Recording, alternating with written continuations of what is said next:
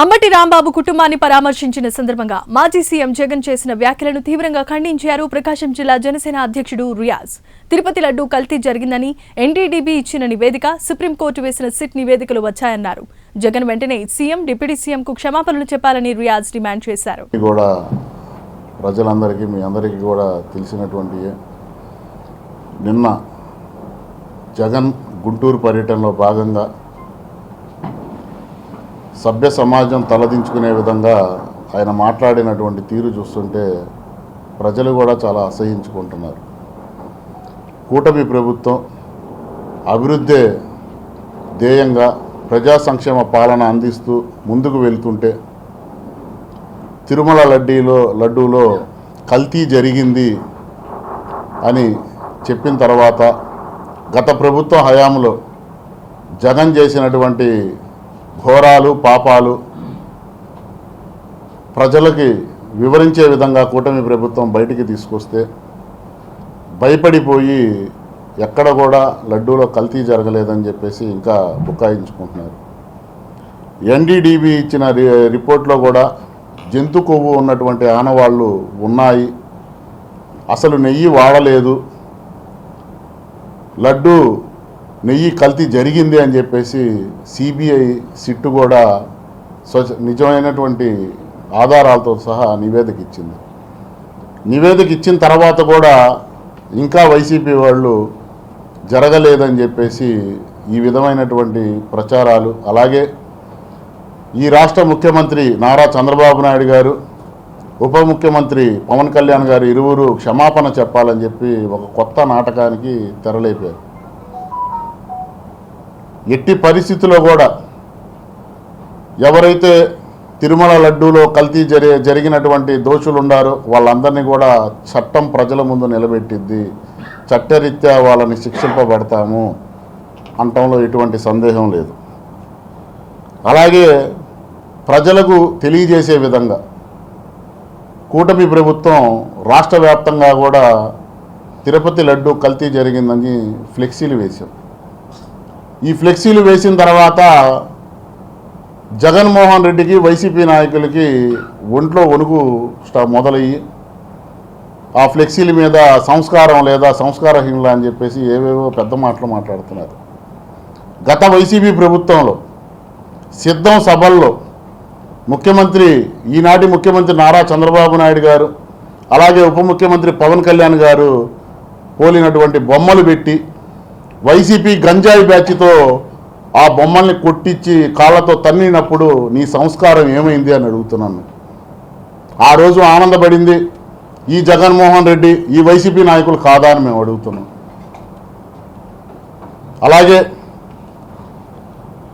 అంబటి రాంబాబు ఆయన తిట్టిన తిట్లు కావంట, అవి ఆయనకి ఆనందాన్ని ఇచ్చినాయంట. అంతటి పవిత్రమైనటువంటి వ్యాఖ్యలు అంబటి రాంబాబు మాట్లాడారని చెప్పి జగన్మోహన్ రెడ్డి కితాబిస్తున్నాడు. అంటే ఆయనకి బూతులు అంత వినసొంపుగా వినిపించాయా అని మేము అడుగుతున్నాం. గౌరవ ముఖ్యమంత్రి నారా చంద్రబాబు నాయుడు గారిని ఆ విధంగా మాట్లాడితే మరి ఎందుకు తెలుగుదేశం పార్టీ నాయకులకి వాళ్ళ నాయకుడిని తిట్టినప్పుడు కాస్త ఉగ్ర రూపం దాల్చడం సహజమే. అంబటి రాంబాబుని అతను తిట్టిన తిట్లు కాదని చెప్పినప్పుడే ఆయన మానసిక ఏ విధంగా ఉందో ఆయన మానసిక స్థితి ప్రజలు అర్థం చేసుకోవాలి. అలాగే జగను దిగజారుడుతనం ఏ స్థాయిలో ఉందో ప్రజలందరూ కూడా తెలుసుకోవాలి. ఎందుకంటే తన తోడబుట్టిన చెల్లి పసుపు చీర కట్టుకుంటే వాళ్ళ సొంత మీడియాలో దిగజారుడుతనంగా రాయించి మాట్లాడించినటువంటి వ్యక్తి ఈ జగన్మోహన్ రెడ్డి.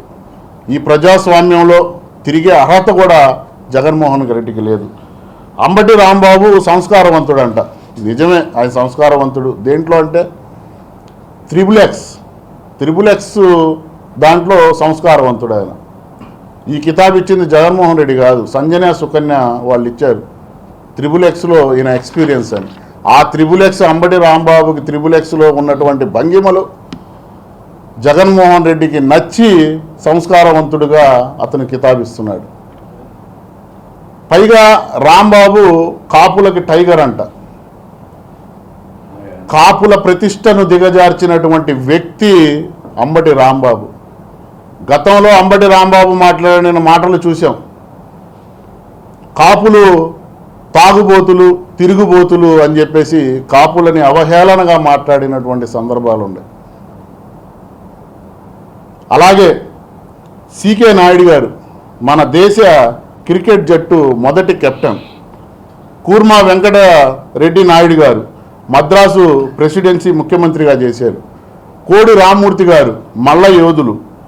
తోట నరసయ్య నాయుడు గారు బ్రిటిష్ వాళ్ళని ఎదిరించి మచిలీపట్నం కోనేరు సెంటర్లో స్వరాజ్య జెండా ఎగిరేసినటువంటి స్వాతంత్ర సమరయోధులు. ఇలాంటి ఎంతోమంది కాపు నాయకులు ఉంటే వాళ్ళ గురించి చెప్పాల్సింది పోయి ఇతనేదో సంస్కారవంతుడు, ఇతనికి సన్మానాలు చేయాలని చెప్తున్నాడు. నిజమే, ప్రజలు మిమ్మల్ని, మీ వైసీపీ నాయకుల్ని చెప్పులతో సన్మానాలు చేసే రోజులు దగ్గరలోనే ఉన్నాయని చెప్పేసి మీడియా పరంగా వివరిస్తున్నాం.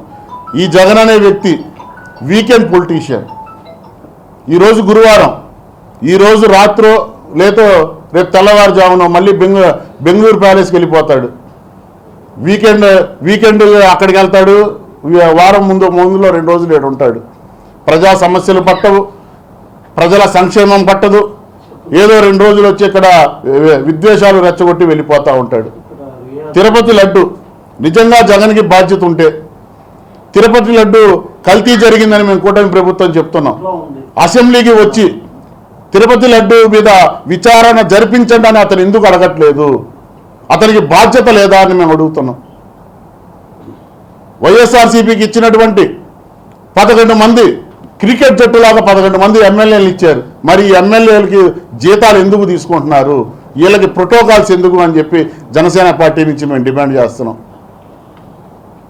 కూటమి ప్రభుత్వం నిజంగా కూడా చట్టబద్ధమైనటువంటి పాలన చేస్తుంది.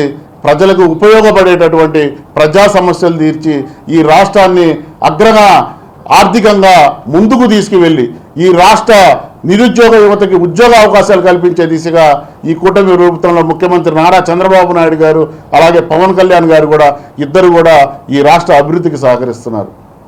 అలా కాదు, మేము విద్వేషాలు రెచ్చగొడతాం, ఈ రాష్ట్రంలో కులమతాలు రెచ్చగొడతాం అని జగన్ గనక అదే విధంగా ప్రవర్తిస్తే కూటమి ప్రభుత్వం చూస్తూ ఊరుకోదు. మిమ్మల్ని ఈ రాష్ట్రం నుంచి తరిమి కొట్టే విధంగా ప్రజలు ముందుకు వస్తారని చెప్పి, ఈసారి మీకు 11 సీట్లు కాదు, గత ప్రభుత్వంలో మీకు 151 సీట్లు వస్తే 5 ఎగరగొట్టారు మీరు మాట్లాడినటువంటి బూతు మాటలకి. ఈసారి ప్రజలు మీకు 1 ఎగరగొట్టి 1 ఇవ్వడానికి సిద్ధంగా ఉన్నారని చెప్పి జనసేన పార్టీ నుంచి హెచ్చరిస్తున్నాం. ముందు వైసీపీ నాయకులు నోరు అదుపులో పెట్టుకోండి. అదుపులో పెట్టుకొని ప్రజల సంక్షేమం కోసం, ప్రజల సమస్యల కోసం అసెంబ్లీలో మాట్లాడే విధంగా మీరు ప్రవర్తించాలని చెప్పి జనసేన పార్టీ నుంచి డిమాండ్ చేస్తాం.